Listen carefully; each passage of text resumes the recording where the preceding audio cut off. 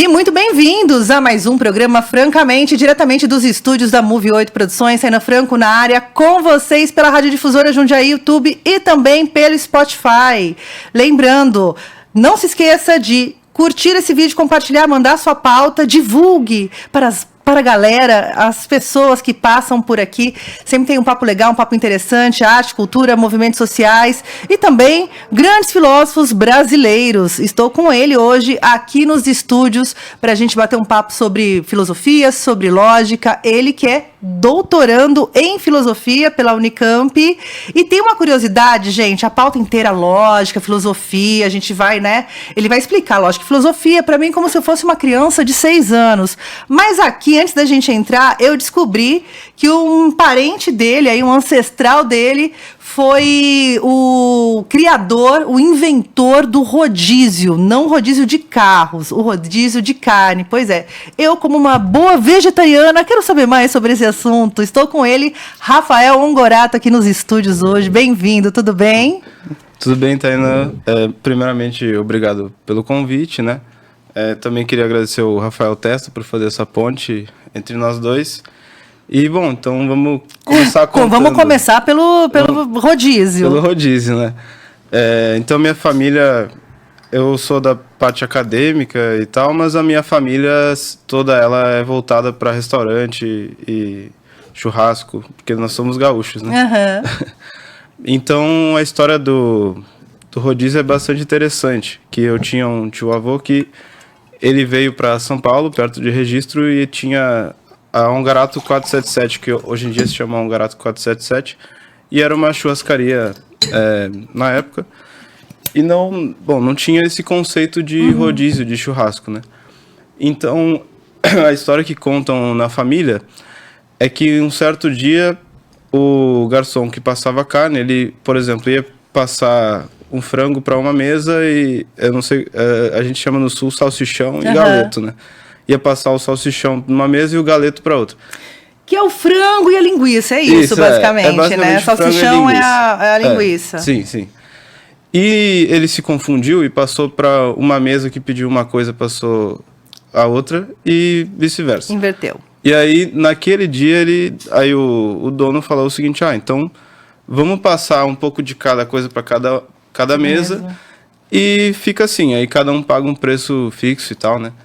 E, bom, o fim da história é que parece que nos outros dias as pessoas voltaram lá e falaram, não, mas eu quero aquele negócio que tu fica passando, várias carnes na mesa e tal, e aí que estabeleceu o rodízio, né? Então, dá para dizer que ele inventou acidentalmente, né? Ele teve uma ideia na hora de como resolver um problema e acabou sendo, na verdade, uma solução bem melhor do que ele esperava. Cara, e o rodízio é uma marca brasileira, assim, uma marca muito nacional, né? Eu tenho amigos que moram em outros países, né? Amigos importados, e chegam no Brasil e falam, não, eu preciso ir num rodízio, né? Que virou uma marca registrada do BR, né?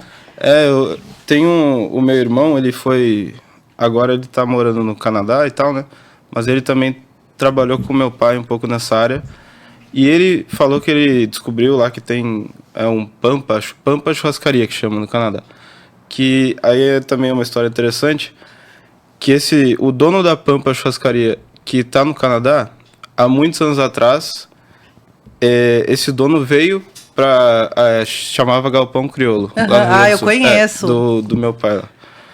Então ele veio para lá e ele falou assim, eu quero trabalhar com vocês, mas vocês não precisam nem me pagar nada. Estagiário mesmo. Eu só quero aprender como que é esse negócio de fazer churrasco. E aí ele contou que foi isso, ele trabalhou um tempo, assim, 1 ano na churrascaria e agora ele tem uma lá no Canadá que é realmente esse churrasco brasileiro, né, que é muito prestigiado, assim. Que demais. E aí, de uma família da área de alimentação, de restaurantes, você foi pra academia. Por que... Gente, a academia, não tô falando que ele virou personal, nada disso, embora o menino male. Mas por que filosofia? Por que essa escolha? Teve algum momento da tua vida, jovenzinho, que você olhou e falou um livro que você leu? Qual foi o seu despertar pra filosofia? Sim. Então, na verdade... Acho que por eu sempre estar nesse meio dos restaurantes, eu nunca fui, assim, especialmente apaixonado por isso, porque já era uma coisa Do dia a dia. do dia a dia. Então, eu não era meu objetivo isso, né? E aí, acho que durante o ensino médio, assim, meu caminho foi bastante tortuoso até chegar onde eu cheguei, porque... Tortuoso é que você não gostava de estudar. Não, tortuoso... Você era bom aluno? Eu gostava bastante de estudar. Só que foi tortuoso no sentido de que eu demorei até achar o que eu queria fazer. Então, eu gostava muito de química, física, assim, né? Matemática, eu fazia Olimpíadas. E aí, em certo momento, uma outra coisa, a parte é que eu sempre fiz aulas de bateria. Desde os 12 anos eu fazia aulas de bateria.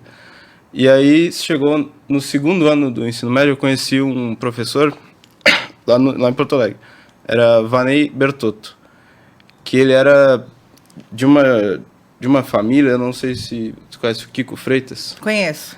Então ele era dessa família de bateristas que ele foi ensinado pelo Kiko. E eu fiquei assim muito impressionado, eu fazia muitas aulas com ele e tal, né? Então, no final do ensino médio eu queria tocar bateria, eu fazia várias coisas lá de... Cara, mas é uma coisa muito de... Eu acho que instrumento musical na adolescência é uma coisa muito... Uma questão de identidade, assim, né? Eu tive esse momento com contrabaixo. Não que eu tenha aprendido a tocar, porque eu não aprendi a tocar contrabaixo até hoje. Desisti, virou enfeite. Mas tem essa coisa que quando o instrumento entra na vida... E como a gente vira pesquisador da coisa toda, né? Sim. Eu lembro que, assim, no final do ensino médio...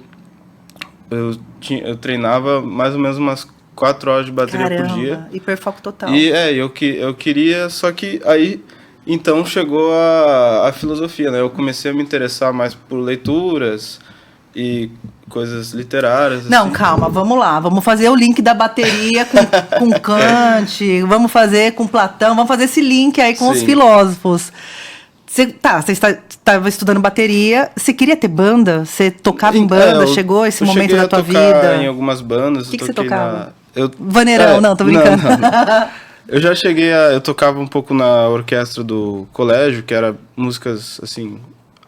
Músicas populares, por exemplo, Anunciação, aí tem algumas músicas gaúchas.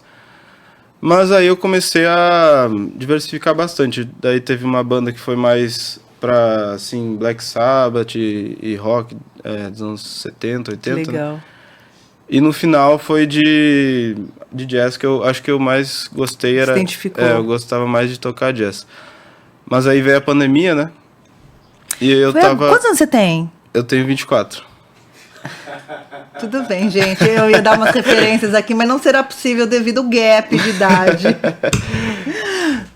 Então, aí veio a pandemia e eu fui pra praia pra ficar isolado, né? Com a minha família, e acabou que nesse período que eu acabei... Nisso eu tava na filosofia já. Aí eu acabei tendo que escolher pela filosofia. Porque carreira de músico no Brasil... também. Mas filósofo também é complicado, né? É verdade. Você não tem pra onde sair. Escolhas ruins na sua vida. Mas foram duas coisas que eram coisas que eu gostava bastante e em um momento eu tive que optar, né? Mas Teve algum livro de filosofia, assim, que te pegou? De filosofia, acho que no ensino médio, o Mundo de Sofia, é um clássico. É um livro muito bacana e conta a história da filosofia de uma maneira bem lúdica, assim, né? Eu acho que é uma porta de entrada, assim, para você depois buscar drogas maiores, né, na filosofia. O Mundo de Sofia, eu acho que ele fez esse serviço de popularização da filosofia, assim, porque a filosofia sempre ficou num lugar muito distante, para eruditos, né, para uma galera, para os pensadores. Estou falando na nossa vida contemporânea, né? Então, filósofo sempre é uma coisa lá em cima e muito num lugar sem aplicabilidade. Deixa eu só me organizar aqui. Sem aplicabilidade na prática, assim, óbvio que todo mundo tem os dilemas, né? A filosofia vem nesse lugar para muita gente no dia a dia. Mas eu acho que o Mundo de Sofia e também os filósofos que foram para a internet, com o advento da internet, conseguiram popularizar e também trazer discussões que a galera, assim, eu, Relis Mortal, você consegue aplicar no dia a dia, consegue entender e consegue trazer outras questões para a vida, né? Porque sempre parece um lugar muito... Você é filósofo, então eu vou ficar o dia inteiro pensando o que é a vida, né? Uma coisa meio abujanra, assim. Sim, ainda mais quando as pessoas entram em um curso de filosofia, muitas têm, assim, uma sensação de choque de quando elas entram, justamente por isso, porque às vezes estão lidando com questões muito abstratas e elas não conseguem, assim, entender a conexão que tem com a realidade, né? Eu mesmo, aconteceu isso no início. E com o mercado de trabalho, né? Porque quem fazia filosofia virava professor. Sim. Ou comentarista da TV Cultura, né, Pondé? Acho que é... Sim. E, bom, isso acontece, acho que por conta disso, a filosofia também é uma das que mais tem taxa de evasão na graduação. Que é o penso, logo desisto. Penso, logo desisto, exatamente. Entendi. Mas, enfim, e a tua família viu como isso? Vira baterista, por favor, filósofo não. Eu acho que a minha família... Eu queria agradecer a minha família também, porque eles sempre me deram, assim, um suporte, pelo que, mesmo eles não entendendo onde eu queria chegar, eles acreditavam que, bom, isso o Rafa, ele quer fazer e ele vai se esforçar, então, realmente a minha família me deu bastante suporte, né? Quando você entra na filosofia, né, a gente falou de aplicabilidade no mercado de trabalho, porque a gente vive num mundo utilitarista, né? Tudo que você faz, você tem que aplicar ao mercado de trabalho, basicamente, né? Você queria ser... Você tinha essa noção na época? Você queria ser professor? Qual que era o objetivo de entrar num curso de filosofia? Eu acho que esse ponto, assim, como eu entrei com 17 anos... Então eu ainda não tinha muito claro, assim, né, o que eu queria realmente, de fato, com isso em trabalhar. Mas ao longo do tempo eu fui amadurecendo essa ideia e, bom, hoje em dia eu realmente, o que eu quero fazer no futuro é ser professor, ensinar outras pessoas, né? E tanto que a minha pesquisa, que acabou se tornando uma maneira de tornar a lógica, que é a parte da filosofia que eu mais estudo, como tornar a lógica acessível para as pessoas conseguirem resolver problemas concretos, né? E também, por exemplo, elas conseguirem entender de maneira mais simples o que a lógica está querendo passar, vamos dizer assim. E a gente vive... eu brinquei aqui da diferença de idades, né? Eu tenho 43? 4? 3? 8'1". Eu sou 8'1", gente. E aí tem esse lugar talvez a minha geração tenha sido a última a viver antes da internet, dessa internet popularizada, né? Então, os recursos de estudo ainda eram os livros, né? As revistas especializadas e tal. E hoje, com a internet, estou dizendo que faziam uma divulgação científica ou que jornalistas mastigavam as grandes questões e colocavam ali para a gente numa entrevista nas páginas amarelas da Veja, sabe? Uma coisa mais palatável, né? Para nós que temos 6 anos de idade na hora de entender as coisas. E hoje a gente vê muitos canais... na internet, fazendo divulgação científica, muita gente que está num doutorado ou num mestrado trazendo essas questões para que elas sejam entendidas por pessoas com vários níveis de leitura, assim, né, para iniciantes, né, e também para pessoas que estudam o tema e tal. Então, a internet acaba sendo um facilitador também dessa divulgação, né? Até de entender o que é lógica e como a gente aplica isso na vida, né? Sim, eu acho que um ponto importante aqui é que a divulgação, por mais que seja assim, eu tenho que simplificar um conteúdo para alguém. A divulgação não é uma tarefa simples, porque tem... um problema da academia é que muita gente se especializa tanto em um ponto, alguma área específica, a pessoa ela não sabe explicar o que é a sua área para alguém que não seja de dentro, né, da área. Para os pares. Mas, ao mesmo tempo, acontece muito também de divulgação, a pessoa ela deturpa o conteúdo, né? Ela transforma o que ela quer explicar em uma coisa tão tão, assim... Vazia? Vazia. Ela esvazia o conteúdo daquilo que ela quer explicar, né? Então, a tarefa da divulgação científica é realmente fazer essa ponte. Tentar não esvaziar o conteúdo e passar para um público mais abrangente, né? Eu acho importante isso que você fala, porque hoje, com os debates que acontecem na internet e com as pessoas que são especialistas em tudismo na internet, né? A gente tem vários filósofos gaiatos na internet, auto-intitulados filósofos. Tivemos um aí bem famoso, inclusive, que vestiu a camisa do Vasco, a camisa da saudade, e usa a filosofia, parte de um princípio que está ali na academia, e aí transforma isso numa outra coisa. Tem as falácias também, sim, né? Sim. Que nós vivemos. Isso vira arma também na internet, né? Quando você fala de lógica e...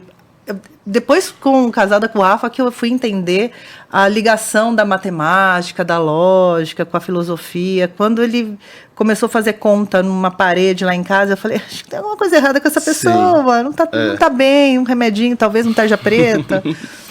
E aí você vai entendendo como funciona um mecanismo para quem estuda, né? Sim. Como que você trabalha as questões da lógica, né? E por que a lógica? Por que esse foi teu caminho? O que te encantou nessa área? Vencer conversas de bar? Vencer grandes debates na mesa do bar? Então, eu acho que a lógica, a gente consegue, pelo menos eu justifico a minha narrativa, porque que eu escolhi a lógica, eu volto lá atrás do ensino médio, que eu sempre gostei de física, matemática e essas coisas assim. E foi uma coisa que eu deixei de lado depois de um tempo, daí veio a música, né, e nisso veio a filosofia. E eu lembro que na primeira aula de lógica que eu tive na faculdade, eu já sabia, não, é isso que eu quero fazer na filosofia. E porque é realmente, quando se pergunta o que é lógica, né, para uma criança de 6 anos, então, Rafael, para uma criança de 6 anos, o que é lógica? Então, essa pergunta de início ela já gera dificuldades de responder, porque a lógica ela não está incluída só em uma área, né? É interdisciplinar. Então ela está tanto na filosofia, quanto na matemática, quanto na computação. Aí, por exemplo, essa semana passada teve o Encontro Brasileiro de Lógica em Serra Negra, que eu fui. E tinha... Quem é o presidente atual é um professor do IME da USP, do Instituto de Matemática. Teve apresentações de pessoas da computação e da filosofia. Então é uma coisa realmente que está entrelaçada, né? E aí eu acho que, assim, simplificando um pouco, dá para dizer que na computação, por exemplo, o que a lógica vai fazer? É basicamente um computador, ele tem que falar em alguma língua. Então a gente está falando em português, aí se eu quiser me comunicar com um americano, seria bom falar em inglês com ele. Sim. Então na computação, a lógica é a linguagem ideal do computador, que é uma linguagem formal. Então a gente consegue estabelecer o significado das coisas bem precisamente. Como um padrão? Como um padrão. Então, no português a gente fala, por exemplo, eu cortei a manga, né? Pode significar que eu cortei a manga fruta ou que eu cortei a manga da camiseta, né? E a ideia é que na lógica a gente se livre de todas essas ambiguidades da linguagem natural, e aí é o ideal para comunicar com o computador. Então, esse que é o papel da lógica na computação. E na matemática, a gente trabalha com a ideia de demonstração, né? Então, a gente quer, por exemplo, na ciência a gente vai fazer generalizações sobre alguma hipótese. Então, eu vejo um pato branco, aí eu vejo outro pato branco, aí eu só vejo patos brancos saírem da porta. Eu faço, então todos os patos que estão aqui que vão sair da porta são brancos. Isso é uma indução. Só que na matemática a gente quer algo mais forte que isso, né? Quando a gente faz provas, a gente quer que tenha certeza. Porque nessa questão do pato branco, pode ser que, bom, apareça um pato que tem outra cor. Então pode ocorrer algum erro. E aí que entra a lógica na matemática. Porque a gente quer demonstrações que tenham certeza, que elas sejam aí que a gente chama dedutivas, Tá. por oposição a um argumento indutivo, né? Tá. Porque eu a cada passo que eu faço inferências, eu continuo tendo O mesmo certeza. resultado. Eu tenho certeza, não vou ir do certo pro erro. Então, isso que é o papel na matemática. E aí, na filosofia, acontece algo semelhante, só que, bom, na filosofia a gente quer argumentar, né? A gente está a todo momento debatendo sobre os mais diversos assuntos, e o ponto é que a gente quer ter, por mais que a gente tenha diferenças, cada pessoa tenha seus pontos de vista, a gente quer conseguir argumentar de maneira correta. Então a lógica na filosofia é justamente para isso, como argumentar corretamente.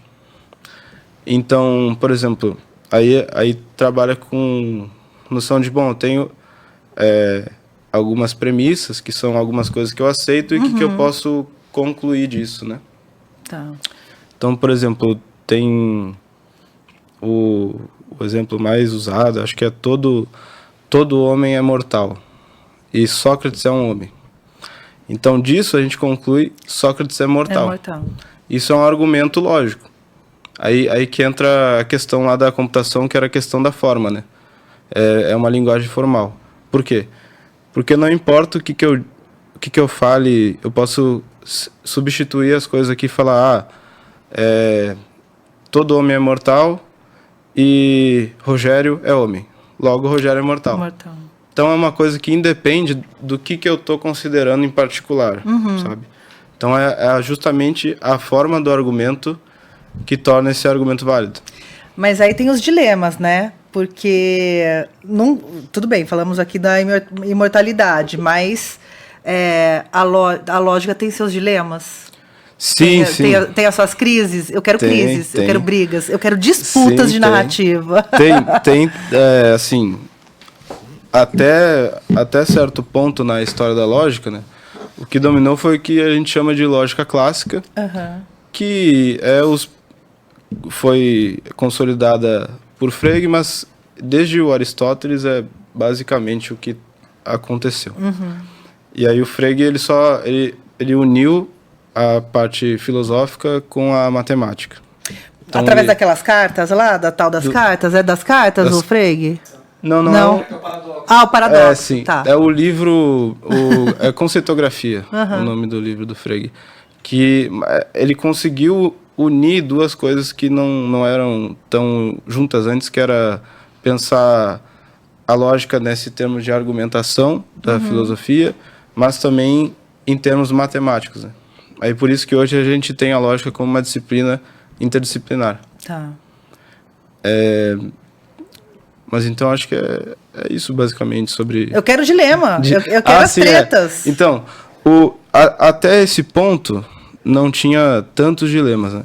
Mas aí o que aconteceu? Surgiram as lógicas não clássicas, né? Então, assim como surgiram as geometrias não euclidianas, a partir da euclidiana, surgiram muitos outros autores que questionaram, bom, a gente não precisa usar certos princípios que usa na lógica clássica, né? E aí, um dos principais, assim, mundialmente reconhecido, é o Newton da Costa, que foi um pesquisador brasileiro, que ele foi o inventor de uma dessas lógicas não clássicas, né? Que é a lógica paraconsistente, que é justamente a ideia de, bom, como que eu faço para lidar com contradições, né? Que um problema grande da lógica clássica é que ela rejeita que tenha contradições. Então, se tiver contradição, explode o sistema. Dá erro em tudo. Essa que é Não tem como resolver. Não tem como resolver. A gente só tem que tirar as contradições. E o Newton, ele iniciou essa linha de lógica paraconstante, e a gente tenta entender, bom, E se tiver contradições, como que fazem? Como que a gente lida com Como isso? que a gente Não dá lida? para ignorar. A gente não... justamente. A gente não vai ignorar as contradições. A gente vai tentar resolver, lidar com elas diretamente. Porque muda resultado. Sim, muda. Não estabelece, mas altera. Sim, por exemplo, assim... Exemplo numa frase. Testando Não. aqui, ó, tudo. Então, eu vou dar um exemplo aqui de...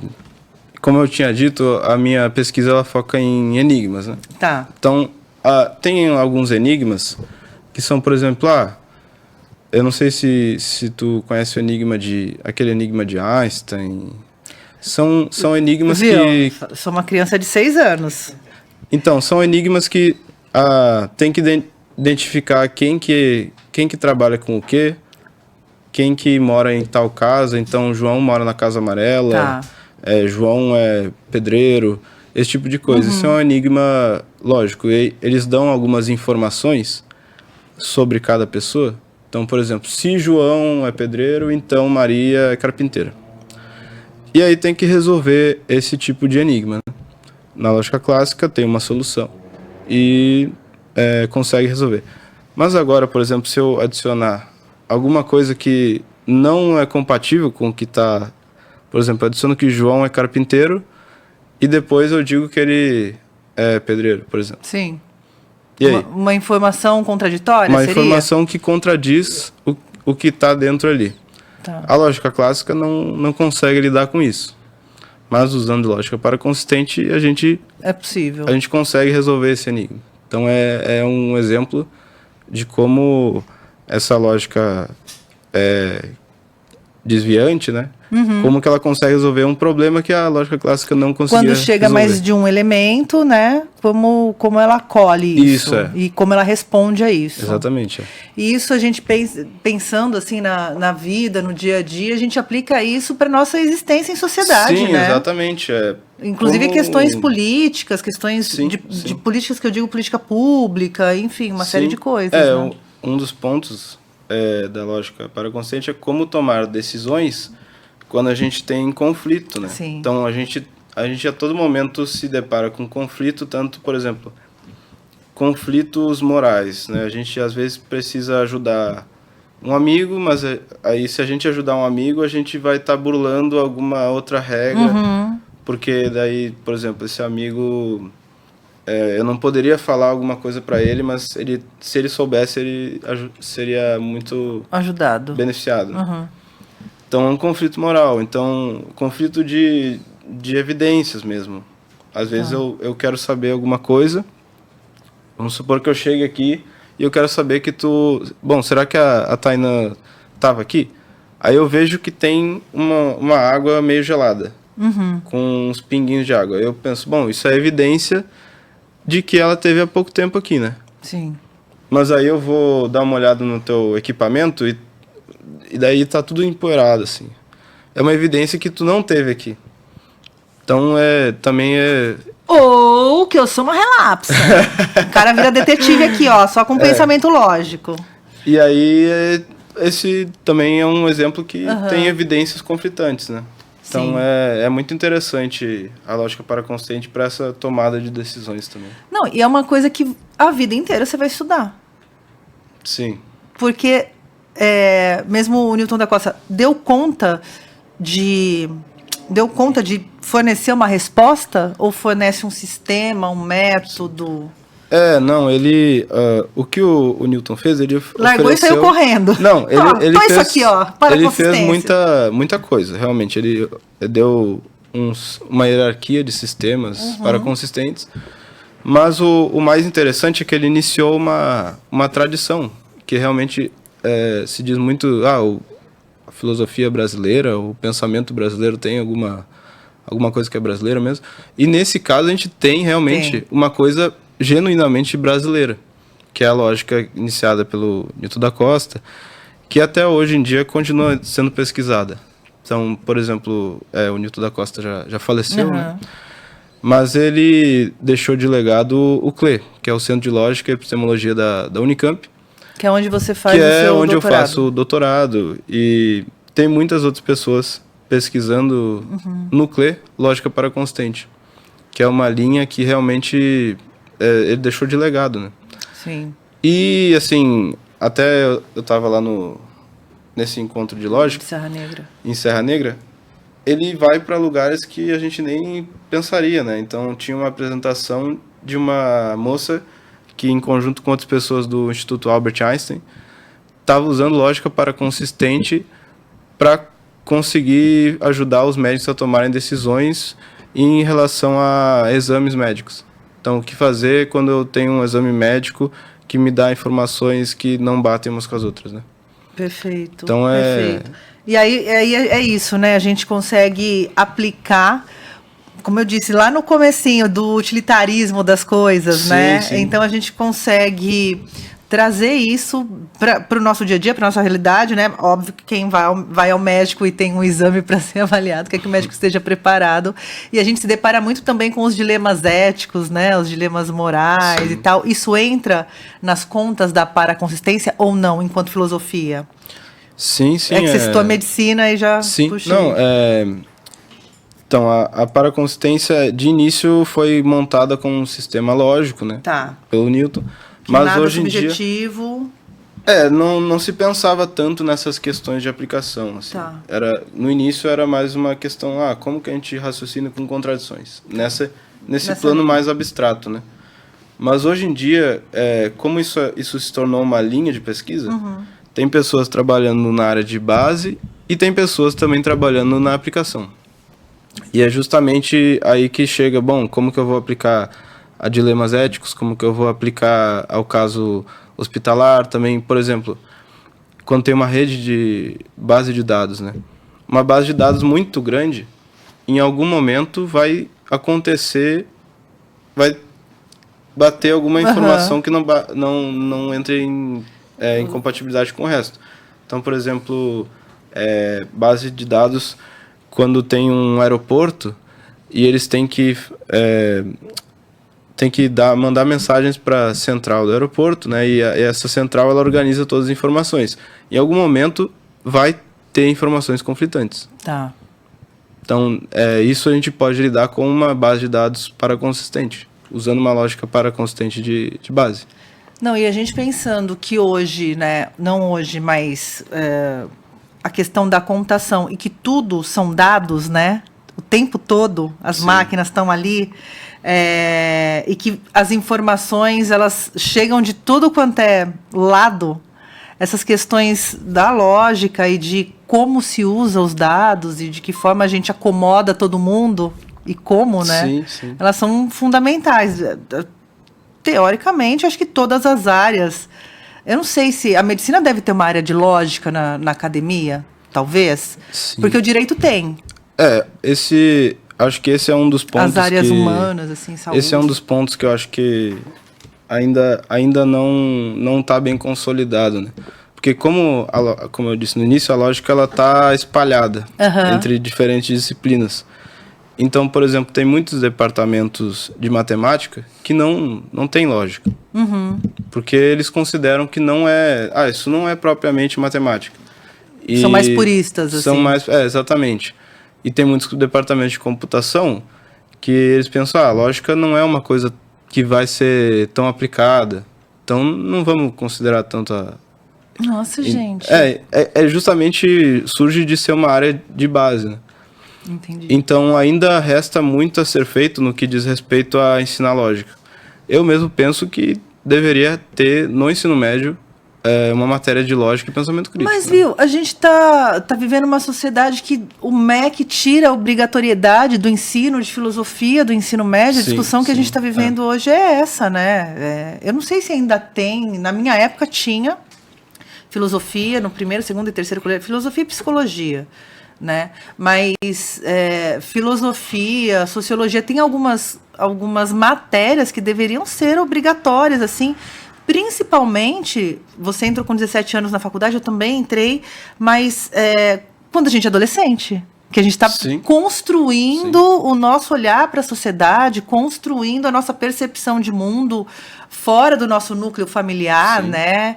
Então, o ensino de filosofia ele é primordial e a gente caminha numa sociedade não que não vê importância, mas sabe do poder que isso tem, de você ensinar pensamento crítico, de você ensinar raciocínio lógico, né? Isso é um poder imenso, né? Sim, sim. E especialmente a lógica, nesse caso, na parte da filosofia, ela ajuda a pessoa a ela ter autonomia de pensamento, sim, realmente. Sim. Que ela consegue se proteger de alguém que realmente tenta enganar ela com alguns argumentos, aí que entra a questão das falácias. Das falácias. Né? Porque o que são falácias? São argumentos que parecem estar corretos, mas no fundo eles dependem de alguma coisa que não é propriamente a lógica que vai determinar. Eles partem de algo verdadeiro? Não, teoricamente? É que não, como a gente viu antes, depende da forma, né? Tá. Então, se a forma tá correta, o argumento é válido. Tá. Essa que é a questão. Então, não depende tanto de ser verdadeiro ou ser falso. A lógica, ela tenta dizer quais são as formas corretas. Tá. Mas um argumento falacioso é um argumento que, bom, eu posso ter as premissas verdadeiras, tá, mas isso não vai... Eu não vou poder inferir a conclusão a partir disso. Entendi. Não vou poder dizer... Então, por exemplo, tem uma falácia famosa, né? Ad hominem. Então, se alguém está defendendo alguma tese sobre direito, por exemplo. E aí eu chego no debate e eu falo, mas essa pessoa aqui, ela é um mau caráter, ela traiu a mulher. Não, enfim, ataca mais o argumento, exatamente, ataca a pessoa. Não ataca o que a pessoa está defendendo. Gente, vocês reconhecem isso na vida de vocês, na internet, nos debates públicos que estão rolando? Vocês se identificam com isso? Já viram isso acontecer no YouTube, no Twitter? Em alguma rede social próxima a você? Então, justamente, essa é a falácia conhecida como ad hominem.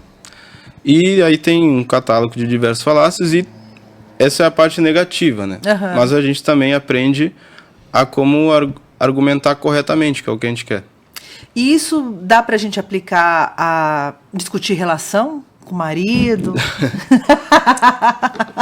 Aplicabilidade numa relação de casal. Sim, esse é um ponto a ser pesquisado. Tem bastante pesquisa a ser feita aí. Usar o raciocínio lógico para você ganhar o quê? Uma conversa, uma DR com o seu marido, com a sua esposa, com o seu cônjuge. É isso, gente. Estudem lógica, tá? Para ganhar debates em casa e na mesa do bar. Mas aí entra também um ponto que, bom, a lógica também ela não é um super-herói, né? Ela não faz tudo. Sim, não resolve tudo. Não resolve tudo. Então, ela é uma simplificação, ela é um modelo que a gente usa... Pega a linguagem natural, então português, e tenta simplificar para ele ficar, assim, tratável, né? Eu consegui lidar com formas e tal. Só que a linguagem natural é muito mais rica do que a lógica. Então tem muitos casos que a gente vai ter que ir para a linguagem natural e ver as nuances, né? Sim. Então, um exemplo. Na lógica a gente junta...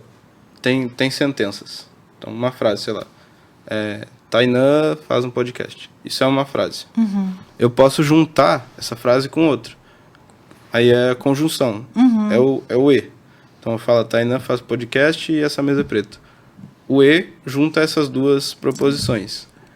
Só que na lógica, eu falar, a Tainã faz um podcast e esta mesa é preta, é a mesma coisa que eu falar, a Tainã faz um podcast, mas esta mesa é preta. Então a lógica, ela limpa qualquer nuance que tenha na linguagem, justamente para poder ter essa noção de dedução, né? Então nisso ela perde um pouco de expressividade, realmente. Mas para poder ter tudo que a gente conseguiu construir até agora, né? Sim. Nesses congressos de lógica que rolam, como você foi nesse agora, de Serra Negra e tal, são diversas áreas ou é especificamente a área da filosofia ou núcleos, né, de universidades como o CLE? Sim. Então, nesses eventos, justamente o que acontece é que diferentes áreas se unem para entender o que está acontecendo no momento. Então, tinha gente da matemática, tinha gente da computação, algumas pessoas da filosofia, e realmente por exemplo, para quem não conhece como funciona congressos, né, de acadêmicos, a pessoa vai lá e apresenta em 20 minutos a sua pesquisa. Faz um pitch, assim, da sua pesquisa, cara, né? Nossa, mas imagina, você leva uma vida pesquisando, então, em 20 minutos, se vira. Aí esse é um desafio. Um desafio para quem apresenta e para quem está observando também, né? Porque como que eu, que não sou, por exemplo, alguma pessoa que apresenta algo em matemática. Eu estudo lógica, mas eu não tenho um background em matemática. E aí a pessoa, em 20 minutos, apresenta uma coisa que ela demorou 2 anos para entender. Sim. Que ela já tinha feito graduação em matemática. Então, às vezes, fica um pouco complicado, mas é muito interessante ver essas relações entre diferentes áreas e como a matemática vê a lógica, como a filosofia e como a computação vê a lógica. Juntar essa tríade aí para discutir as relações do mundo, na verdade, sim, né? Sim.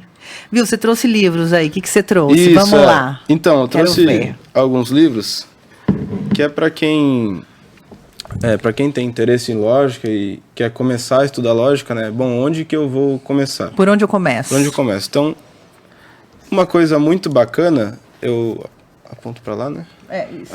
Uma coisa muito bacana são enigmas lógicos. Então, esse livro do Raymond Mullen está traduzido em português, se chama A Dama ou o Tigre.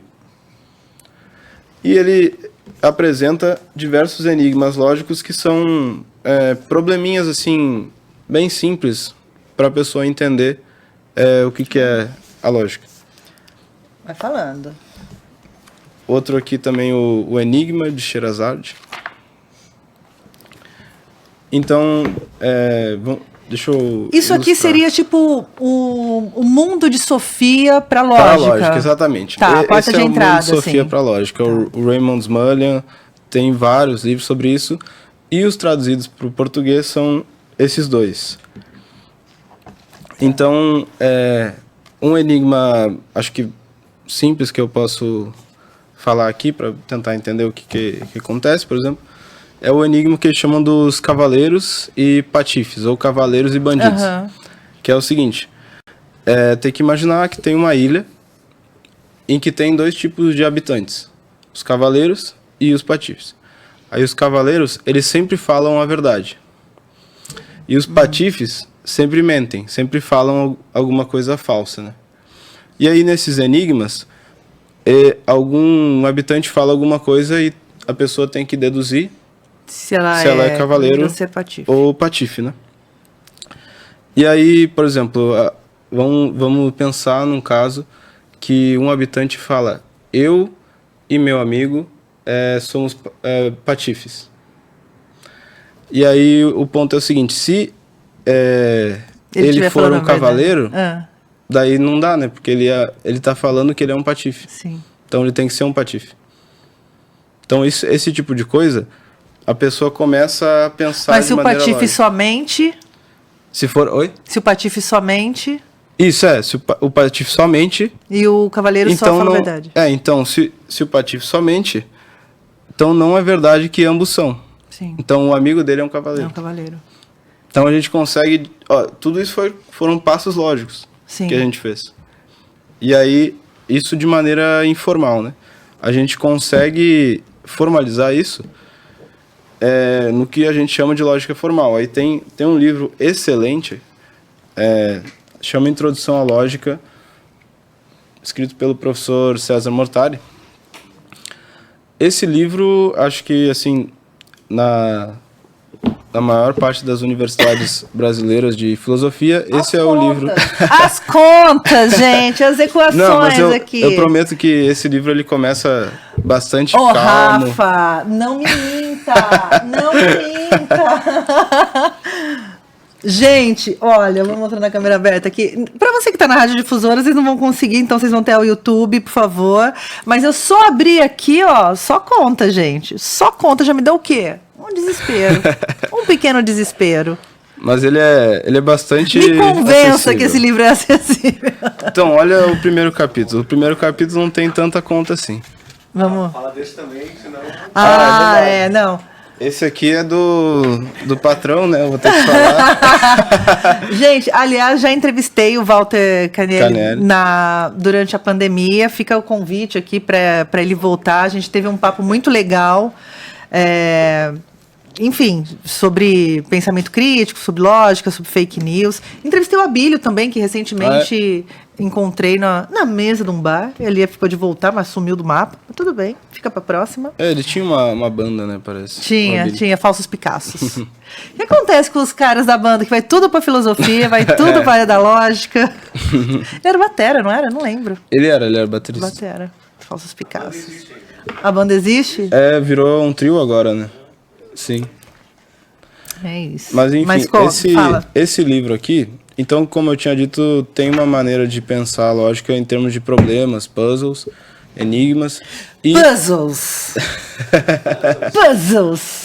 Puzzles. É quebra-cabeça. Isso, Quebra-cabeça. Gente, você que tá comigo, ó, segura na minha mão que a gente vai conseguir. Vamos junto nessa. Puzzles, quebra-cabeça. Mas esses enigmas aqui, eles são como se fossem quebra-cabeças. Tá, você vai encaixando as pecinhas. Isso, a gente vai fazendo passo a passo e tem uma solução. Tá. E a outra frente da filosofia analógica é justamente essa questão de como pensar criticamente, como evitar ser enganado por falácias. Uhum. E aí o meu orientador, o Walter, ele tem um livro bastante interessante a esse respeito, que ele consegue, assim, de maneira informal. Então, esse aqui é para quem quer entrar nas contas. Tá. Esse aqui é para quem quer entender como funciona a lógica do ponto de vista informal. Esse aqui, ele é uma introdução, mas ele é um pouquinho mais... Isso, ele vai puxando, capítulo a capítulo. Ele é uma introdução à lógica formal. Tá. Esse aqui é como usar a lógica para argumentar. Esse do Walter é pra gente no dia a dia. Pessoa que tá aqui, ó. É isso. Sim, você vai ler esse aqui, é um de entrada bom, que você consegue ir se aprofundando então, também. Acho que... Vamos vender o livro do Walter. Tá aqui. Tá na quarta edição. Pensamento crítico, o poder da lógica e da argumentação. É isso. E começaram a sair uns coaches, uns filósofos coaches agora, né? Como vencer, como argumentar na mesa do bar, como argumentar nas vendas. Agora tem um monte de coach filósofo. É uma profissão também para quem está na academia. Fazendo o quê? Doutorado, gente? Vira coach de filosofia, de lógica. Tô brincando, não vira não. Em toda a área, assim, que na lógica não é uma exceção. Tem os patifes. Porque o que acontece? A lógica, ela se propõe a resolver certos tipos de problemas, né? Mas ela tem grandes limitações. Então, como eu tinha dito, ela é pouco expressiva em relação a como a gente fala português. Mas se a pessoa esquece dessas coisas, ela pode achar a lógica vai resolver todos os problemas. Não resolve. Tal qual a filosofia. Tal qual a filosofia e qualquer outra área tem as suas limitações, né? Porque é um modelo que a gente tenta interpretar a realidade. De acordo com o tempo em que nós vivemos, essas questões vão mudando também, né? As questões que são postas, assim, dentro da área da lógica. Sim. O que se discutia antes da internet é diferente do que se discute depois da internet. Estou falando de elementos mesmo para você colocar dentro dos sistemas. Sim. Acho que, assim, até indo antes da internet, a lógica, ela tem uma história. Então, quem primeiro deu o nome de lógica e, assim, esboçou os princípios dela foi Aristóteles, né? Da Grécia Antiga. E, bom, até o Frege se pensava que ela, assim, de maneira geral, a lógica tinha sido acabada com Aristóteles. Ele já tinha esgotado. Já tinha esgotado. Então, o Kant, lá na filosofia moderna, vai falar, bom, aqui a parte formal da lógica já está tudo resolvido. E aí foi o Frege e mostrou, bom, dá para fazer mais coisa. Errou! E agora, Errou! E agora, hoje em dia, com esses adventos da lógica não clássica, lógicas não clássicas... E aí vem com o Newton da Costa, isso, o Newton da Costa e outras pessoas ao redor do mundo inteiro. Então, hoje em dia, a lógica ela é uma área de pesquisa assim, que está sendo feita, nesse exato momento, está sendo feita coisas novas em lógica. Que ela é moderna, é isso. Isso, ela é contemporânea, ela tá... discute problemas, questões sim. contemporâneas. Que ela está sendo renovada, realmente. Sim. Então, por exemplo, a lógica paraconsistente, ela foi descoberta pelo Newton da Costa e também por Jaskowski, que eu acho que ele era polonês, se eu não me engano. E ambos tentavam entender o que acontece com a contradição. Ao mesmo tempo, eles viveram na mesma... É que o Jaskowski é uns 10 anos anterior. Ah, tá. Mas existe essa questão de que eles não se comunicavam, né? Então eles descobriram independentemente. Ah, que legal. E aí, o que acontece, por exemplo, eram países não eram países centrais geopoliticamente, e eles vêm com essa questão de lógicas desviantes, né?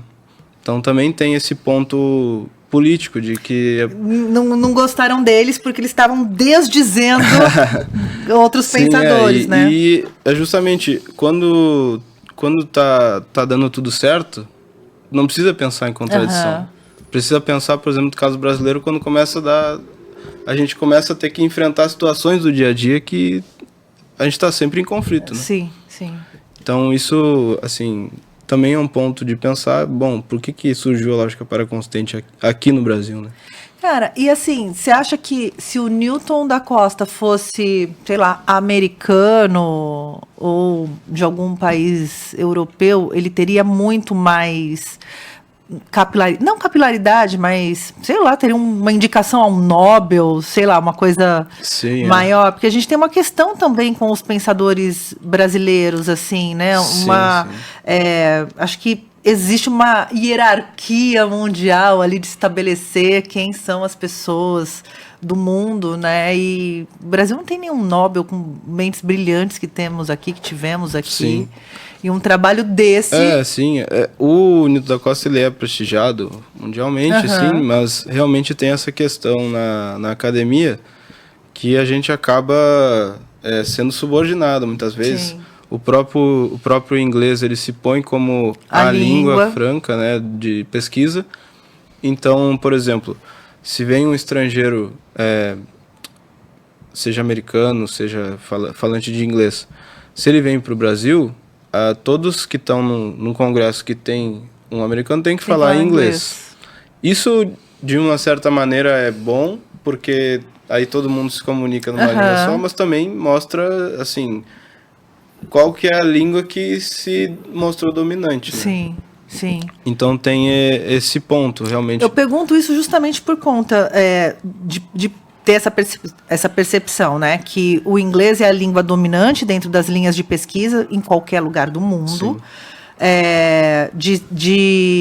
Mesmo quando vem um americano para cá, né? E também as projeções, os investimentos em pesquisa, os investimentos acadêmicos também. O Brasil, ele fica muito aquém do que poderia estar, né? E não estou falando isso porque é uma questão de governo, de política, de nada, mas é uma estrutura mesmo da academia, do pensamento no mundo, né? De investimento em pesquisas. Sim. E de projeção também, né? Sim, aqui em São Paulo, a gente ainda tem muita vantagem de ter a FAPESP, né? Sim. Que a FAPESP, ela realmente... em termos de oportunidades até mundiais, assim, ela é uma bolsa muito boa para os pesquisadores, mas em geral no Brasil a gente está muito aquém mesmo do que a gente poderia ter de pesquisa, porque tem muita gente disposta e que acaba, ou se a pessoa é muito boa, ela vai para fora, ou ela vai para outra área que ela vai ganhar dinheiro, tipo, vai ter resultado financeiro com isso, né? Super importante você falar da FAPESP, para explicar um pouquinho para o público o que é a FAPESP, como vive um pesquisador no Brasil, que às vezes a gente escuta, vai ter cortes no governo, vai ter corte da FAPESP, vai ter corte da... Como chama a outra bolsa? CNPq. A gente escuta isso sem dar tanta importância, enfim, porque não... teoricamente não afeta diretamente a minha vida. A minha afeta, né, Rafa? Mas teoricamente, na maioria da população, não afeta. E sempre que acontece alguma coisa com relação a cotes à universidade, que a gente escuta muito falar, né? A gente viveu aí momentos de um combate à universidade pública, né? Tem uma comercialização do ensino no Brasil que foi para a mão aí de empresas grandes, conglomerados privados. Como que vive um pesquisador no Brasil, e em especial pesquisadores dessas áreas que a gente estava lá no começo da aplicabilidade, Sim, né? Porque a pesquisa não tem que ser só a questão utilitarista da coisa, né? Você falou muito de base aqui, diversas vezes exatamente. da base, né? Se eu estou pesquisando em matemática pura ou filosofia mesmo, não é uma coisa que uma empresa vai olhar e vai pensar, eu vou investir nessa pessoa. Porque não vai dar um retorno imediato, né? Sim. É algo que pode ser que daqui a 40 anos alguém vá descobrir uma aplicação que seja revolucionária, Sim. por exemplo. Mas então, qual que é o papel dessas agências financiadoras de pesquisa, né?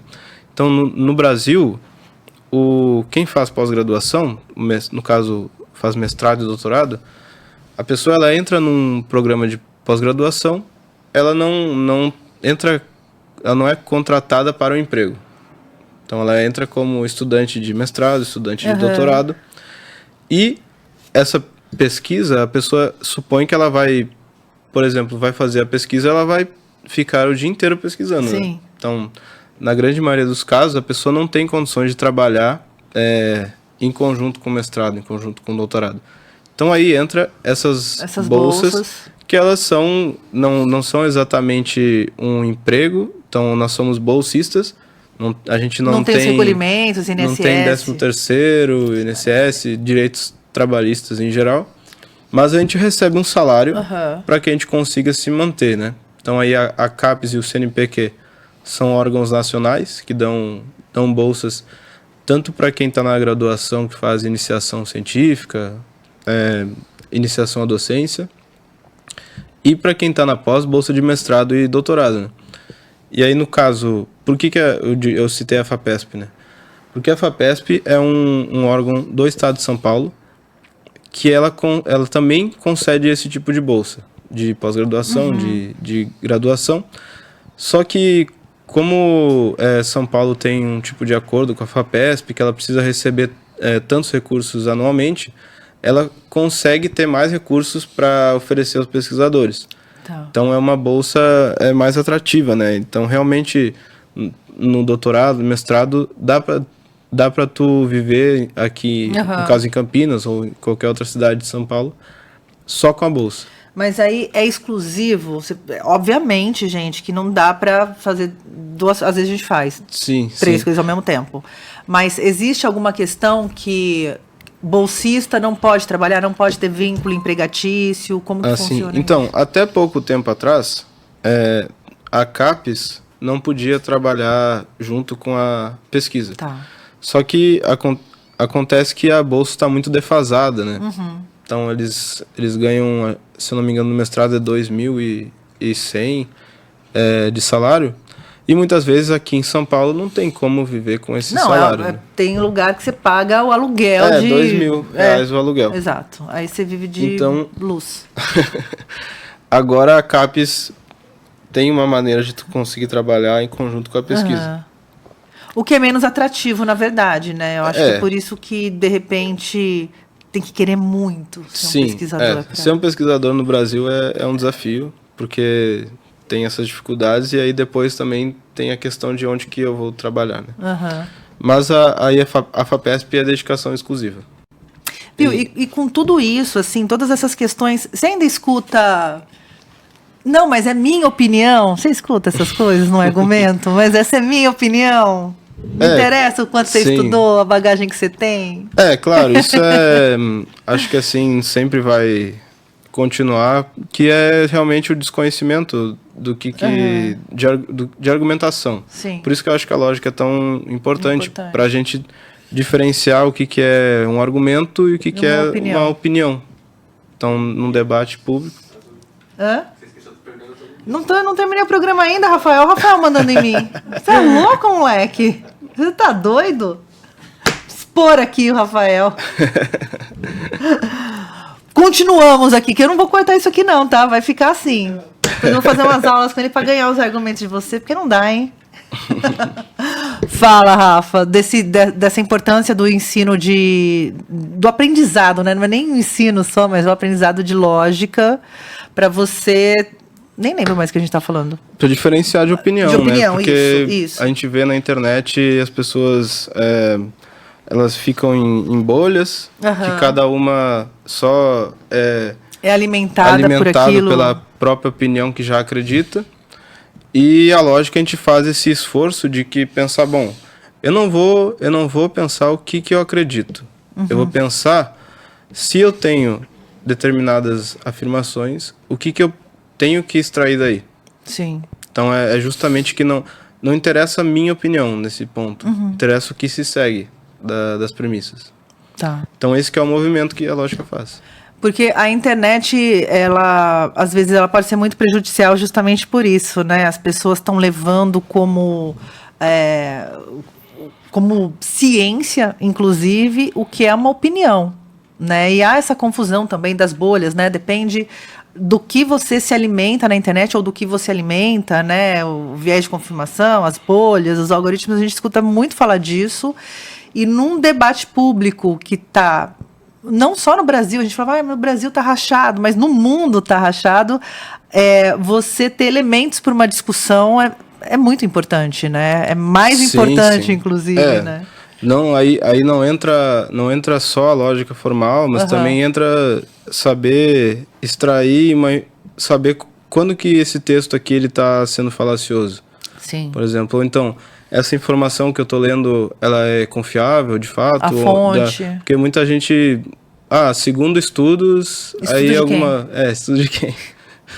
É sempre na Austrália, gente. A galera da Austrália estuda pra caramba, né? Porque segundo uma universidade australiana, os caras sempre jogam um país lá longeão, só pra gente não pesquisar. Sim. Porque é isso também, a gente perdeu esse hábito da pesquisa em si, né? Um tweet forma uma opinião dos 140 caracteres, formando opiniões por aí, ninguém se aprofunda mais nos temas, né? Sim, sim. Nisso a vida acadêmica, ela ensina bastante, né? Porque desde o início a gente tem que checar as informações, tem que ir atrás de quem citou. Se a gente fala que alguém falou alguma coisa, você é obrigado a citar. Citar a pessoa. Tem que citar a pessoa, senão isso não é considerado uma citação. Válido. E tem as questões também de hoje ter portais e sites onde os trabalhos científicos são divulgados, né?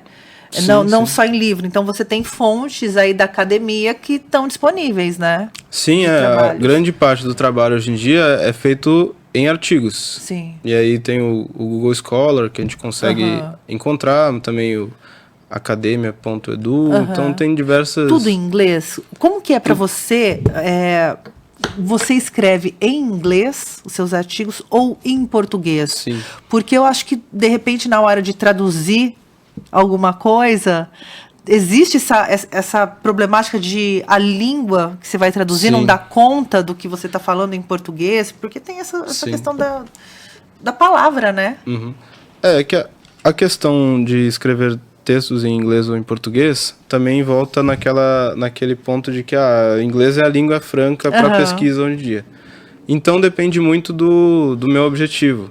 Então, por exemplo, eu e o Rafael, a gente escreveu um texto sobre enigmas lógicos e como isso auxilia no ensino de lógica.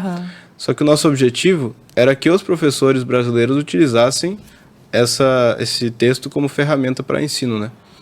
Então a gente não escreveu em inglês, a gente escreveu em português. Justamente para que alcançar professores que não necessariamente... A gente sabe que tem muitos contextos que a pessoa não tem o domínio do inglês, né? Sim. Mas, por exemplo, se eu tenho que escrever um texto para uma revista internacional, não tem como ser em português, não. Eu tenho que escrever em inglês. Ou se eu quero atingir um público maior da área acadêmica. Se eu escrever em português, pouca gente vai ler, de fato. Sim. Só os falantes de português, né? A gente tem a questão latino-americana também, né? Que eu acho, às vezes, obviamente, estou do lado de fora, dando meramente minha opinião, não tenho dado nenhum sobre isso, tirei do, né? Mas a gente tem, como que é a lógica na América Latina, em especial, né? Porque a gente falou que a língua franca é a inglesa, né? O inglês. A gente vê também movimentos, a gente morou em Portugal e tinha os congressos na França, na Alemanha, enfim. E como que é? Você tem contato com a lógica na América Latina, América do Sul, que seja? Sim, sim. Isso é uma questão que nos últimos anos tem sido mais...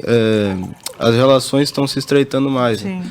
Então, por exemplo, na semana retrasada, a gente teve no CLE, teve o evento Hasholog, que era um evento que um professor americano, Brandon Faitenson, veio para cá e ele patrocinou a vinda de muitos estudantes. Aí vieram estudantes colombianos, vieram estudantes peruanos, um argentino e outras pessoas também do Brasil.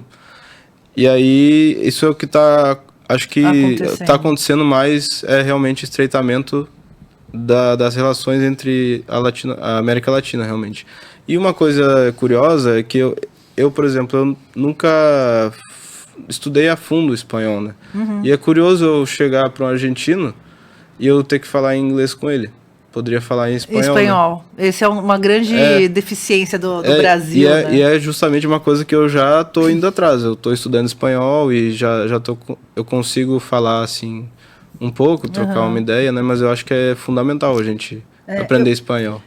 Eu pergunto até porque tudo que a gente conhece do mundo e como a gente percebe o mundo parte muito do que a gente tem enquanto cultura, né?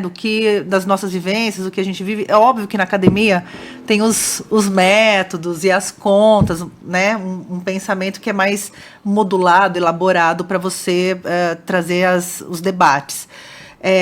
Mas eu imagino que seja muito diferente, não muito diferente, mas um pouco diferente, pelo menos, você estudar lógica num contexto de América Latina, num contexto de Europa, até porque as questões são outras. Ou não tem essa diferenciação? Sim, cada centro, vamos dizer assim, de lógica tem a sua linha, tem os seus problemas. Então, aqui a gente no CLE tem a linha brasileira de paraconsistência e tem um centro na Argentina, em Buenos Aires, que também é bastante forte, que cada um pode ser questões parecidas, mas lida de forma diferente. Lida diferentemente, sim. Legal. Viu? E aí, me conta sobre a Olimpíadas de Lógica. Pronto, Rafael, fiz a sua pergunta. Rafael tá desde o começo do programa querendo saber das Olimpíadas, né? Você falou que quando você era jovem, adolescente, participava das Olimpíadas de Matemática. Sim. A Olimpíada de Matemática é o quê? É um provão? O que é? Então, a Olimpíada de Matemática... Vamos começar pela Olimpíada da Matemática, né? Você corre com uma conta na mão, pula obstáculos. Sim, no ensino médio ela é assim, vamos dizer, o ensino médio ele dá uma matemática básica para resolver certos problemas, né? E a Olimpíada de Matemática, ela tenta ir além de só pensar, decorar fórmulas. Tá. Então os alunos vão ser confrontados com problemas que não necessariamente eles foram ensinados a resolver, mas que eles ali pensando matematicamente e tal, né, eles conseguem resolver. Então é muito interessante, por isso que eu gostava bastante. Mas o que eu estou fazendo agora é a Olimpíada de Lógica, que aí, voltando na parte da integração latino-americana, é organizada pelo México, pela Universidade da Ciudad do México. Então, aí o que acontece? Tem 3 níveis, essa Olimpíada de Lógica. Tem o pré-universitário, para quem está no ensino médio, o universitário para quem está na graduação e o master, que seria para quem está na pós-graduação. 24 anos você já vai para o master, é isso? Eu tô na categoria Masters. E aí é basicamente uma prova, 1h30, e tem que resolver questões de lógica. Aí lógica formal é mais matemática. E é uma questão de se preparar, assim, para quem está no ensino médio, eu acho que é bastante interessante. Também para quem está na graduação. E aí tem a fase classificatória, e aí eu fui classificado para agora ir para o México em 31 de maio. Mas Aí não é o João Carpinteiro e a Maria Pedreira, não é? São problemas super complexos, Isso, assim, não são problemas, enigmas. não são problemas impossíveis de resolver, mas são problemas formalizados, né? Tá. De lógica formal. Então, essa questão de João, Maria, Aham. dá para resolver de maneira formal isso. Tá. Então, esse tipo de problema, mas numa luz matemática. Que medo. Quantas pessoas participam de uma Olimpíada dessa? Você sabe quem são seus Então, concorrentes? eu Que a gente já sei pode que- começar a xoxar já as pessoas, abalar o emocional das pessoas, que o brasileiro é bom de abalar o emocional das pessoas na internet. Pra gente ganhar, agora a gente quer ganhar. Sim, É sim. isso. Na categoria que eu tô, foram 15 selecionados para final lá. Uau. Então, vamos ver agora, 31 de maio, né? Já agora, esse mês? esse Você mês. estudou? Sim, Você tá sim. estudando? Tem que se Rafael. preparar para esse tipo de... É que, assim, como eu sou doutorando em lógica, Aham. a minha pesquisa é estudar esse Aham. tipo de coisa, então já facilita bastante, né? Mas Mas, uma coisa é para escrever. Bom, uma coisa Sim, é elaborar exige artigos, preparação, né? acho que é principalmente o tempo, né? Tem pouco tempo para fazer. Para mas- resolver. como uma preparação para o vestibular, assim. E você vai pro México quando? Quando você chega? 29 de maio. Não toma tequila antes. Espera. Sim, sim. Sem tomar tequila. Sem se entupir de nachos. Nada de passeio. Você fica informado que é medalha que traz. Sim, Traz aí- dinheiro? E não... Não tem dinheiro? Olimpíada, só o prestígio. Ah, gente, vamos fazer umas apostas ali, ó, de real para pagar as pessoas que vão. Isso é custeado por você, pelo CLE? Eu consigo, como eu sou bolsista da Bolsista. FAPESP, né? Então a FAPESP, ela custeia viagens de pesquisa, Aham. trabalho, assim. Então, se eu vou apresentar alguma coisa, se eu vou ir nessa Olimpíada agora, eu consigo ser Aham. puxado pela FAPESP. Tem no Brasil Olimpíadas de Lógica? Tem esses eventos assim no Brasil? Então, aqui essa Olimpíada internacional, então qualquer brasileiro Aham. pode fazer no seu nível. Tá. Essa é de lógica. E no caso da nacional mesmo, tem a Olimpíada de Filosofia, que está sendo desenvolvida nesses últimos anos aí.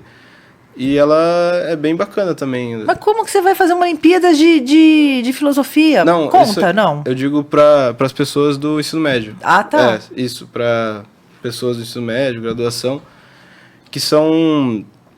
não é exatamente uma prova, Tá. como acontece na lógica, na matemática, na física, mas pedem para os alunos resolver problemas e formular em texto, né, as suas respostas. Então também é uma Que maneira legal.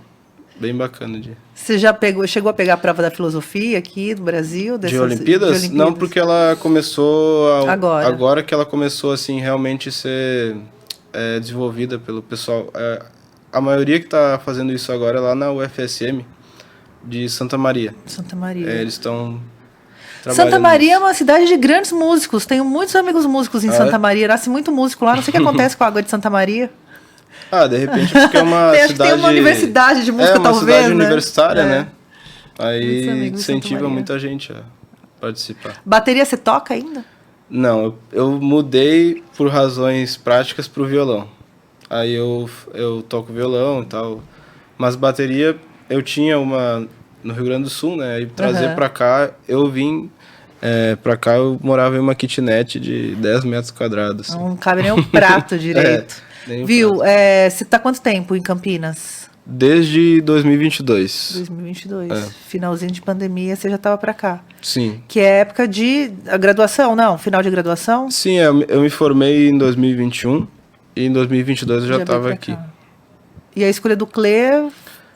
A Foi- escolha da Unicamp foi por conta do CLE. Foi, sim. Eu lembro que eu vi algumas palestras do Walter no YouTube e eu achei esses... Porque você tava mais perto da Argentina, por isso que eu tô perguntando. Ah, sim, é que eu não sei, quando eu era mais novo eu não tinha tanta noção de oportunidades, Aham. né? Acho que hoje eu já consigo pensar melhor assim, a Argentina é uma possibilidade, ir para Portugal, né? Como Aham. o Rafael foi também é uma possibilidade, então... mas naquela época eu pensava, vou fazer alguma coisa no Brasil, né? Ficaram E aí eu por vi o Walter, que ele tem algumas palestras no YouTube, eu achei muito bacana. E eu mandei um e-mail para ele, né?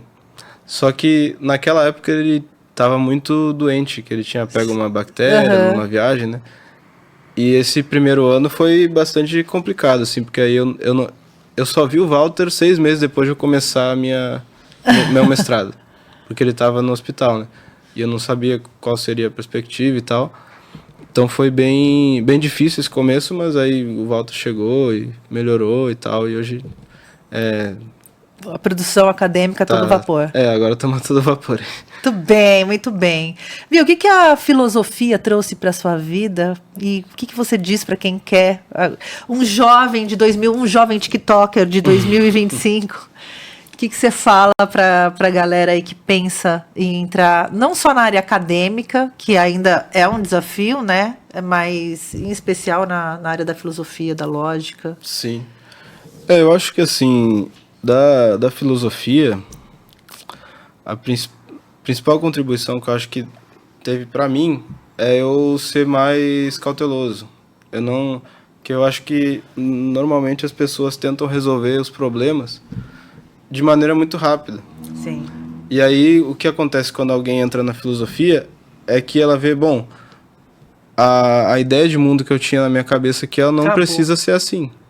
Então pode ser que eu tenha uma ideia totalmente diferente e isso funciona também. Então quando a gente estuda a história da filosofia, por exemplo, eu lembro que no início muita gente queria realmente reforçar a sua opinião, né? E não é bem assim na filosofia. A gente está tentando Fui fazer entender... filosofia para validar o que eu já penso. não é exatamente isso. A gente está tentando entender o que outra pessoa disse e só isso já é um esforço grande. Sim. E aí a gente vê como faz sentido um pensamento totalmente oposto ao nosso. Faz sentido, assim, filosoficamente, né? Então, a principal contribuição, acho que é essa. Esse olhar para o mundo. Esse olhar mais, assim, não tão apressado de querer tirar alguma conclusão de cara, sabe? Que eu vejo que muita gente se apressa em tirar conclusões. Porque todo mundo precisa dar resposta, né? Exatamente. A gente não quer resolver problema, a gente quer uma resposta. Sim. É uma coisa que eu às vezes falo, que me perguntam alguma opinião, às vezes, sobre algo, eu assim, não tenho uma opinião sobre isso. Mentira que você faz isso. Eu faço, porque... Estamos com um exemplar único neste programa de alguém que fala, não tem uma opinião sobre isso. É que é no sentido assim, eu não vou dar uma opinião para algo que eu não pensei mais a fundo sobre. Porque qual que é o sentido de eu fazer isso? Então, se for, por exemplo, uma conversa informal, tal, tudo bem, mas se for alguma coisa que eu quero contribuir para um debate, eu não preciso dar a minha opinião. Eu posso deixar que alguém que tenha alguma base sobre isso dê a sua opinião. Que não vai ser uma opinião, né? Vai ser um argumento, alguma coisa. Então, volta para aquele aspecto da lógica que a gente que é opinião, que é argumento. Muito bem. E para quem quer começar na área acadêmica, na área da filosofia, sentar a bunda na cadeira e estudar, né? Isso, então... A filosofia também tem que estudar, né? Não é só nas exatas. E isso é uma coisa, até que tu comentou agora para quem está começando, uma das maiores dificuldades da lógica na filosofia é justamente que encontra essa resistência de muita gente que tem que sentar e fazer exercício na lógica, né? E muita gente que vai para a filosofia vai com essa ideia de que eu vou lá ficar pensando, divagando sobre os problemas. E não é bem assim. A filosofia ela tem um rigor de pensamento que exige que a gente sente e fique bem lúcido, né? O que eu preciso saber resolver, quais são os problemas. Então a gente tem, quando entra nos cursos de filosofia, principalmente nas matérias de lógica, tem muita dificuldade com os alunos. Viu, me diz um filósofo que você gostaria de escrever um artigo junto e um filósofo que você gostaria de sentar e tomar uma cerveja. Eu gostaria de escrever um artigo junto? Com quem? Assim, alguém que você fala, puta... Pode ser vivo ou morto. Pode ser Raymond Smuller. Esse... Para escrever o artigo. É porque a minha tese de doutorado, ela é uma continuação do trabalho dele, né? Ele tá vivo ou tá morto? Infelizmente ele morreu. Então... Mas o Agora Walter, não vai dar. Agora não vai dar. Mas o Walter conheceu ele. O Raymond Mania era mágico, matemático, filósofo, lógico, pianista. Que demais. Ele era uma pessoa realmente... Muitas altas habilidades. Sim, E tomar cerveja? Tomar cerveja? Sentar no bar e jogar a conversa fora. Aquelas coisas de mentir, de contar história, com quem? Pode ser qualquer um, pode ser filósofo, pode ser Grécia, pode ser qualquer um. Pode ser alguém da Universidade da Austrália. Então, acho que tomar cerveja, eu diria, o Walter mas aí você já bebeu cerveja, eu vi. Como assim? Achei que você aí não vale, aí não vale. Não, eu queria tomar uma cervejinha com Aristóteles, não sei, Platão. Então, o Nilson da Costa, porque eu infelizmente também não conheci ele, mas eu queria entender, porque as pessoas que contam sobre o Newton dizem que ele era uma figura assim impressionante, de que ele conseguia captar as pessoas a quererem estudar o que ele está estudando, e conseguiu encantar, né, o mundo inteiro com a ideia dele. Muito bem. Então, o poder da comunicação, né? Porque tem isso, né? Do saber se comunicar. Tem muita gente na universidade que também não se esforça muito para dar aulas que sejam interessantes, né? Sim. Acho que esse é outro ponto também. Grandes críticas sociais aqui no final desse programa, minha gente. Grandes críticas sociais. Rafa, onde as pessoas podem encontrar seu trabalho? Você tem redes sociais? Você trabalha com redes sociais com relação ao teu trabalho? Você compartilha isso? Ou mundo acadêmico? Você não faz aqueles postzinhos com uma frase e com a foto do cara do... Como chama? Aquela série dos carinha de chapéu... Peaky Blinders, com uma frase filosófica? Você não... Então, o meu Instagram acho que é mais de uso pessoal e tal, mas eu tenho se pesquisar Rafael Ongarato no Google, tem um site meu que tem as minhas... os seus artigos. Meus artigos e o que eu faço hoje em dia, mas também tem a dissertação de mestrado, que está online disponível para quem tiver interesse. Mas eu acho que também vale a pena divulgar, que é um canal novo que agora está surgindo com o Walter. Com o Walter, que vai se chama Laboratório da Razão. Então vai ser no YouTube e justamente vai ser essa ponte de divulgação com as pessoas, né? O que é lógica? Agora um tema que está surgindo de inteligência artificial, né? Total. Então é outro tema muito interessante que vai estar disponível no YouTube em breve, que a gente já está fazendo as gravações. E eu acho que é um lugar bom para começar, assim. Não, depois eu quero que vocês voltem aí, o Walter, para falar um pouquinho desse projeto, que é um projeto que fala divulgação científica, parece uma coisa muito fechada para os pares, né? Mas é um projeto, na verdade, de conhecimento, né? Sim, com certeza. Proliferação não, como chama a palavra? Popularização. Sim. Obrigado, Rafael. Acertou duas já.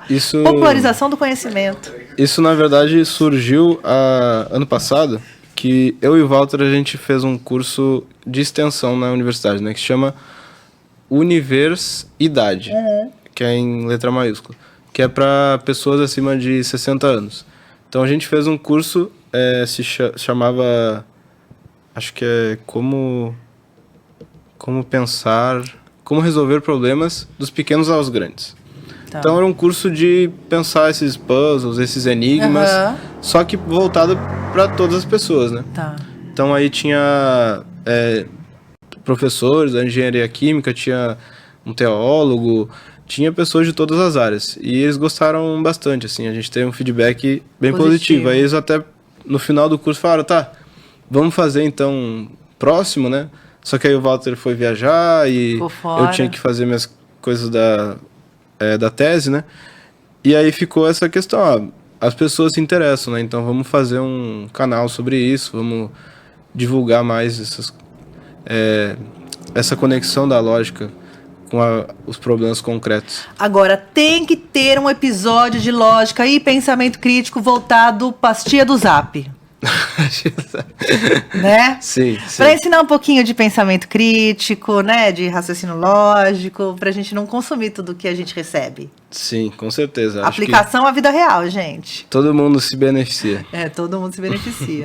Rafael Ongorato, só jogar no Google, acha todas as suas teses, consegue site. encontrar meus artigos. Os artigos. E aí, quando o canal tiver no ar, que vocês já estão gravando, Laboratório da Razão, vem aqui que eu quero saber mais. Obrigada demais. Muito obrigado, Tainá. Obrigado, Rafael. Obrigado também, Eugênio. Estamos com plateia aqui hoje. Thaís que me trouxe aqui. Vocês têm perguntas? Vocês querem fazer pergunta pro Rafael? Eu já interrompi. Você não conta. Tô perguntando para as visitas, Rafael. Não? Não? Acho que é isso. Inter ou Grêmio? Grêmio. Era essa pergunta que eu queria saber se era gremista. Então tá bom. Então essa entrevista vai ao ar. Só queria essa confirmação, essa entrevista vai ao ar. Obrigada, Rafa. Obrigado mesmo. Obrigado, parabéns pelo trabalho. Novidades. Assim que voltar do México, com medalha, vamos comemorar com tequila. Sim. Vamos pôr para Campinas para tomar tequila. Uma boa desculpa para beber, não é mesmo, gente? Uma pessoa assim, é isso. Galera, seguinte, hoje o papo foi com Rafael Ongorato, ele que é doutorando em filosofia, ali está trabalhando na área da lógica, a tese dele é na área da lógica. Ele apresentou vários livros aqui. Para quem está pela radiodifusora, vá até o YouTube, o Spotify, que ele indicou livros para quem se interessou depois desse papo pela área da lógica. Tem livros de introdução à lógica, tem enigmas aqui para você começar, e também indicou o livro do Walter Carnelli. Eu vou deixar linkado nesse vídeo o meu papo com o Walter durante a pandemia, logo que ele lançou o livro, e aí você pode conhecer também um pouquinho mais do trabalho que é feito no CLE, que é feito na Unicamp, e o trabalho de pensamento crítico, lógica e filosofia do Brasil. Combinado? É isso, galera. Eu vou ficando por aqui. Muito obrigada pela companhia. Fiquem bem, bebam água e tchau. Francamente, com Tainá Franco.